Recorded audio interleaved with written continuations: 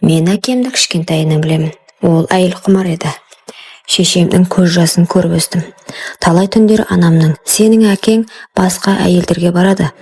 Сенің әкең" деп жылағанын еститінмін. Нақты жасым есімде жоқ. Ол кездері мен мектеп жасында бала едім. Әкемнің көйлегіндегі бөтен еріннің далабы, бөтен әйелдің иісі бәрі көз алдымда.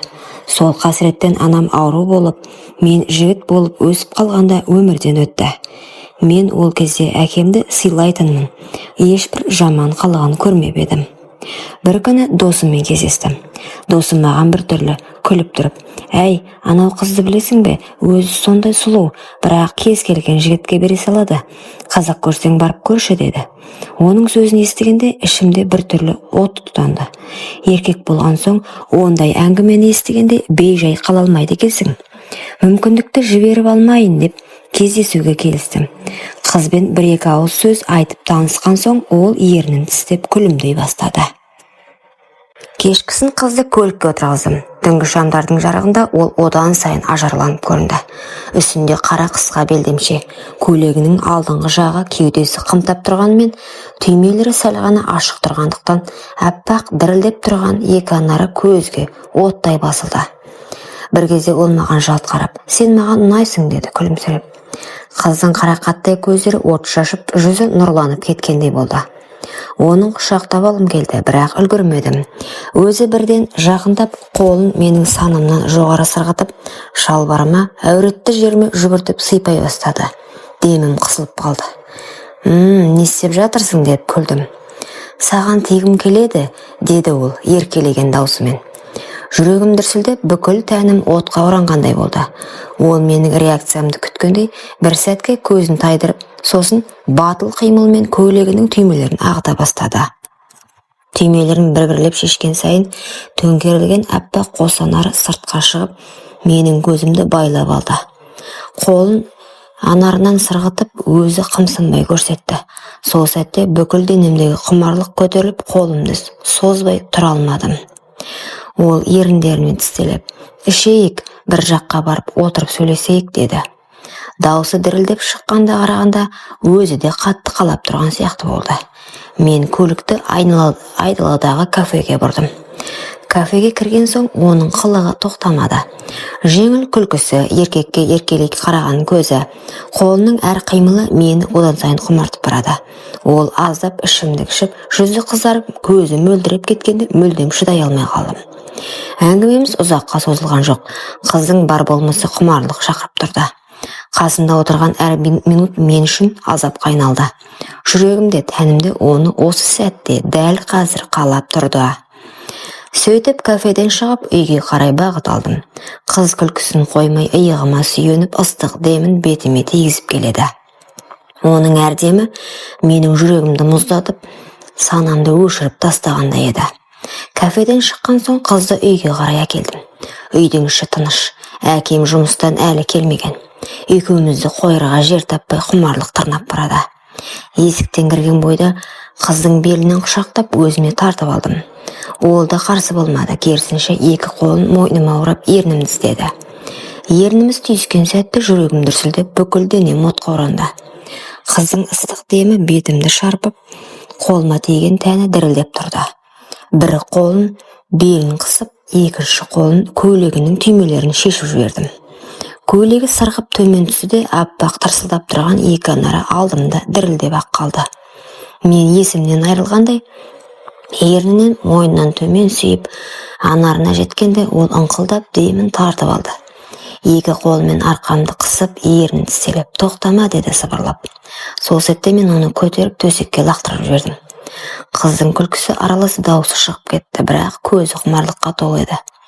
Белдемшесін іш киімін аяғынан шешпестен басынан асырып лақтырып жібердім. Оның аяқтары аққудың қанатындай ашылып, мені шақырып тұрғандай болды. Ол денесін қымтамай қайта керіліп жатып алды.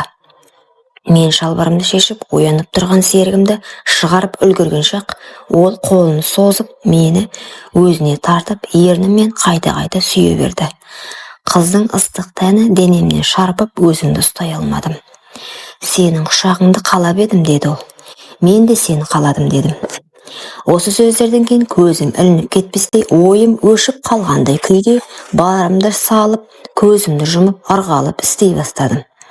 Ол болса екі аяғын менің арқама қысып алып, өзіне тым жақын тартты.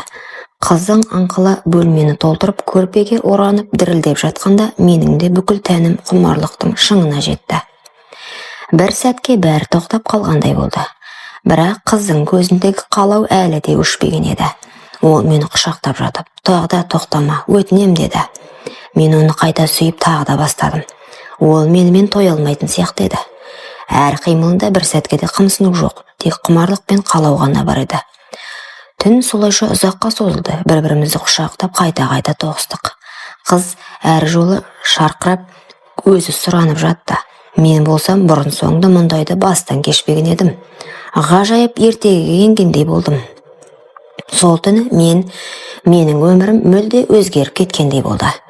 Досымның айтқан рас болып шықты. Ол шынымен керемет екен. Сол түні қанша рет құшақтасқанымызды санай алмай қалдым. Қыз менен бірде-бір қымсынбады. Қайта өзі талап қылып, ернімді денемді іздеп шөлім баса алмағандай болды. Таң ата екеуміз құшақтасып ұйықтап кетіппіз. Көзімді ашсам, ол әлі қасымда жатыр. Шашы жайылып, жалаңаш денесі көрпеге әрең оранып қалған. Мойнынан сүйіп едім, жымиып, сен маған ұнайсың деді ол үйге.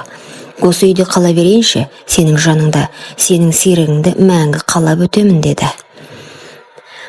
Алғашында сасып қалдым. Бәрі оның көзіндегі мейірім мен қимастық, тіпті құмарлықтың өзі мені көндірді. Жүрегімді біртүрлі қалау, жіберме деген нәпсі шіркін тұрды. Қалғың келсе қал дедім. Қысқа ғана, маған да сол керек боп тұрған еді. Түн сайын, тегін. Осылайша ол үйімде қала берді. Алғашқы күндері бәрі жақсы еді. Әкем жұмыстан кеш келетін. Біз өзіміздің құмарлыққа толы сәттеріміз қайта-қайта қайталай беретінбіз. Қыздың тәніне тоймай әр жол құшақтап сүйіп, тіпті әдетке айналдырып қалдым. Үйдің барлық бөлмесінде қосылып жүрдік. Бір күні жұмыстан шаршап үйге келсем, күтпеген нәрсені байқадым. Әкемнің көзқарасы өзгеріп кеткен. Қызды дастарханның басында көрген сайын көзін тайдырмай қарайтын болды. Әкемнің жасынан қыз құмар екенін анам талай айтатын. Тіпті бала кезімде шешемнің көзі жасқа толып, сенің әкең деп жылап отыратын сәттер есімде.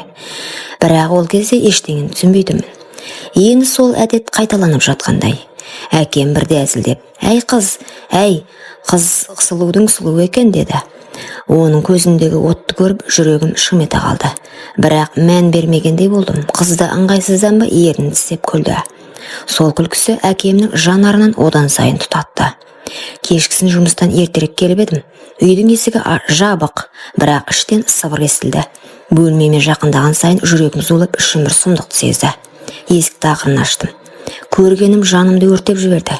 Менің төсегімде жалаңаш денесін жаппай, әкемнің құшағында жатқан қызым. Екеуінің ыстық демдері араласып құмарлыққа беріліп бара жатыр екен. Қолым дірілдеп, көзім қанталып кетті. Бәрі естіме түсті. Шешемнің жылап отыратын көздері, әкемнің көйлегіндегі бейтаныс әйелдің далап ізі. Енді міне, сол әдет маған жетті. Тамырым шыдай алмай тарс етіп жабылды. Қаным басыма шығып айғайлап жібердім. Қыз болса шошып орнынан тұрып үстін жаба алмай қалды. Әкем болса жерге кірерде ұялып үнсіз бір жолата кетіп қалды. Сол сәттен бастап менің әкем деген адамға көз қарасы мәңгіге өзгерді. Қыз жылап етегіме жабыса кетті.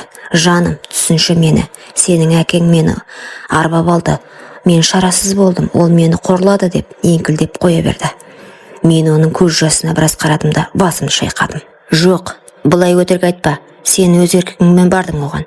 Маған да дәл солай жабысқансың. Сен талайдың астынан өткен салдақсың. Енді бәрін жасырып, кінәні әкеме артып отырсың ба? Сенбеймін деп ашығыла булықтым. Қыз жылап жалынды. Жоқ, сенсіз өмір сүре алмаймын. Мен сені сүйемін деді. Бірақ менің жүрегім тасқа айналып кеткен екен. Кет, көзіме енді көрінбе деп қолымды бір сілтеп сыртқа шығып кеттім. Сол сәтте мен әкемнің де қыздың да сатқандығын толық сезіндім. Қызды қуып шыққанымда біраз уақыт өткен. Өзімді зорға жұбатамын, бірақ жүрегімнен кетпейді. Бір күні кешкісін есігім қайта қағылды. Ашсам сол қыз, бұрынғыдай емес, жүзі солғын, көзі жасаурап тұр.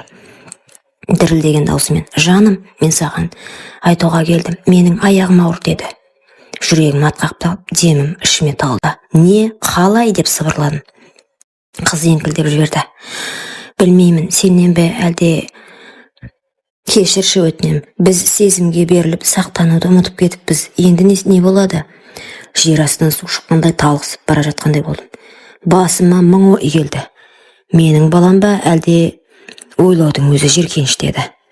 Қыз тіземнен құшақтап жылап жалынды. Жаным, сенсіз мен өлгеннен бірдеймін. Сен ғана менің тірегімсің деді. Мен жүрегімді ашуға да сүйіспеншілікке де берілмей тас болып қатып қалдым. Жоқ. Маған сенің сөзіңде, көзіңде жалған. Егер балам менікі болса, енді сенің қасыңда болмаймын. Әкемнің күнәсін көтеріп жүре алмаймын дедім. Қыз болса еңкілдеп жылап қолымды жібермей тұрды. Көз жасына қарамай қолымды жұлып алып артқа шығып кеттім. Көңілдегі дауыс тоқтамады. Егер ол шынымен менің балам болса несе? Жоқ, қанша сұлу болса да, төсекте от болса да, мен мұндай қызды жар етіп ала алмаймын. Мен терезе алдында ұзақ отырдым. Қыздың айтқан сөзі құлағымнан кетпейді. Аяғым ауыр, сенен бе әлде білмеймін. Жаным екіге арылғандай. Бір жағым, бұл сенің балаң, жауапкершіліктен қашпа десе, екінші жағым, жоқ, бұл сенің әкеңнің күнәсі, жиіркеніш, мұндайды кешіруге болмайды деп шыңғырады. Анамның жылаған жүзін есіме алдым. Әкемнің көйлегіндегі қызылдалап іздерін, сол үшін анам сырқаттанып ерте кеткен. Енді міне, әкемнің азғындығы маған да жетті. Түнде көз іле алмадым, тек бір ой ғана миымды қинап тұрды. Егер ол бала шынымен менікі болса ше. Ертеңінде қыз тағы келді. Ішін ұстап жылап тұр. Жаным, сенен безсем қайда барамын? Бұл бала екеуміздің махаббатымыздың жемісі шығар. Сенсіз мен тірелікпін деп жылап алдыма тізерледі. Менің жүрегім дір ете қалды. Бір сәт оны құшақтап бәрін ұмытып кеткім келді. Бірақ көз алдымда әкемнің қолы тиіп жатқан сәт елестеп жүрегім айнып кетті. Жоқ, мен саған сенбеймін. Егер ол бала менікі болса да, сенің қасыңда бола алмаймын. Әкем екеуінің араларындағы кірді ешкім жуа алмайды деп айқайладым. Қыз жерге құлап еңкілдеп жылады. Ал мені есік тарс жауып кетіп қалдым. Сол түні ішім жылап отырып ойланып жаттым. Бәлкім ол бала арасында менікі шығар. Бәлкім болашақта көшеде кездесіп қалармыз. Ол мені әке деп танып үлгермей өсіп кетер. Бірақ мен бір шешімге келдім.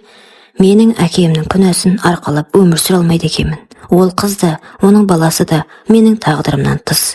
Есімді жиғанда түсінгенім, бір сәтті құмарлықтың арты отбасында, әкелік абыройды да, аналық жүректі де өртейтін сор екен. Мен ойландым, шын махаббатпен, шын сыйластықпен жарымды таңдасам ғана бақытты боламын. Ал уақытша құмарлық ертеңгі күні өкінішпен басқа ештеңе әкелмейді екен.